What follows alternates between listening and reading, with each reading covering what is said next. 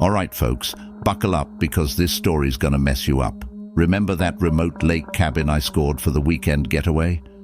Yeah, turns out secluded paradise meant something way different than I thought. First night, everything was chill. Crackling fire, stargazing, the usual. Then, the power went out. No biggie, right? Except the silence that hit afterwards was like a physical thing pressing down on my chest.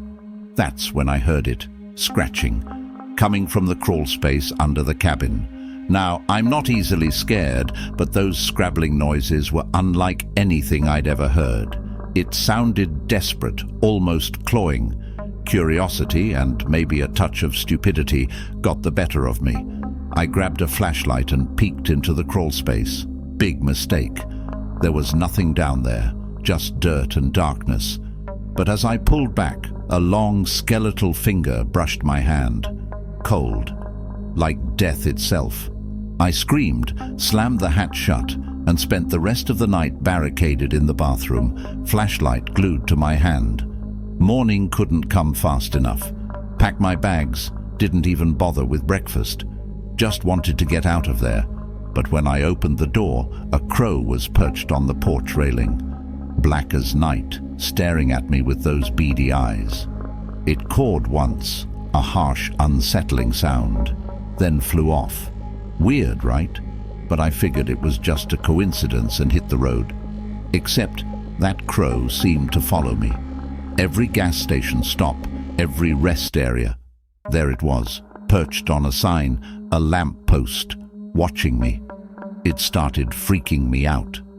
Back home, the feeling of being watched only intensified. Every creak of the floorboard, every flicker of the lights, I expected to see that crow, those cold eyes. Sleep became impossible.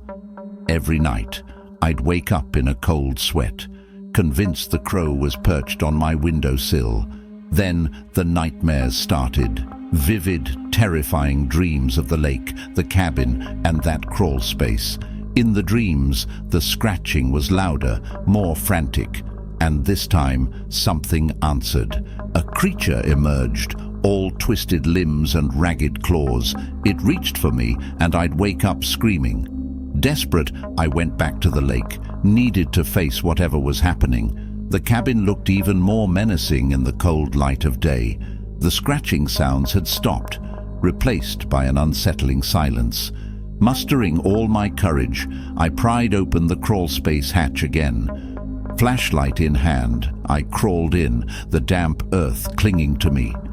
It was cramped, claustrophobic. The air grew thick and stale the deeper I went. Then I saw it. A single rusted bird cage nestled in the dirt. Inside, a single black feather. As I reached for it, the air around me grew icy cold. A low growl echoed through the darkness, making the hairs on my neck stand on end. I scrambled out, heart hammering in my chest, slammed the hatch shut and didn't look back. Back home, the feeling of being watched remains. But the crow is gone. I haven't slept in days, the nightmares replaying on a loop in my head. That feather sits on my nightstand, a constant reminder of what lurks in the darkness just beyond sight. So yeah, folks, lesson learned.